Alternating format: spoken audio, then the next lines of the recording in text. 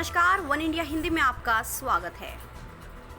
भारतीय रेलवे लगातार अपने विकास कार्यों को गति देने में जुटा है। यही वजह है रेलवे कई अहम बदलाव भी कर रहा है, फिर वो ट्रेनों को समय से चलाना हो या फिर ज़्यादा से ज़्यादा सुविधाएं मुहैया करवाना। यही नहीं, कोरोना संकट के बीच लगे लॉकडाउन में भी भारतीय रेलवे ने कई कीर्तिमान रचे। इसी कड़ी में रेलवे बोर्ड अब पूर्वोत्तर राज्यों की सभी राजधानियों को रेल नेटवर्क से जोड़ने की दिशा में काम कर रहा है। रेलवे बोर्ड के चेयरमैन वीके यादव ने इस बारे में जानकारी दी है। भारतीय रेलवे के मुताबिक 3 साल बाद यानी साल 2023 तक उत्तर पूर्वी राज्यों की सभी राजधानियां रेल नेटवर्क से जुड़ जाएंगी। देश के पूर्वोत्तर इलाके जैसे मिजोरम, नागालैंड, मेघालय, सिक्किम में प्राकृतिक स्थलों तक पहुंचने के लिए भारतीय रेलवे बड़ी तैयारी में जुटा है।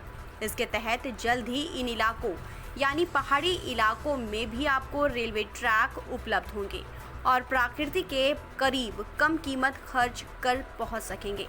रेलवे बोर्ड के चेयरमैन विनोद कुमार यादव ने कहा कि इस तरह उत्तर पूर्व में असम, त्रिपुरा और अरुणाचल की राजधानियां पहले से ही रेल नेटवर्क से जुड़ चुकी हैं। अब मणिपुर, मेघालय, मिजोरम, नागालैंड और सिक्किम की राजधानियों की रेल कनेक्टिविटी की तैयारी है। रेलवे ने इसके लिए प्लान भी तैयार कर लिया है। रेलवे अगले 3 सालों में यानी साल 2023 तक इस काम को पूरा करने की दिशा में काम कर रहा है। रेलवे बोर्ड के चेयरमैन के मुताबिक मणिपुर और मेघालय मार्च 2022 तक, मिजोरम और नागालैंड मार्च 2023 तक और सिक्किम दिसंबर 2023 तक कनेक्ट करने की योजना है। बता दें कि इंडियन रेलवे का जम्मू कश्मीर में भी रेल नेटवर्क के विस्तार पर पूरा फोकस है। कटरा से बेनीहाल सेक्शन का काम 2022 के दिसंबर तक पूरा कर लिया जाएगा।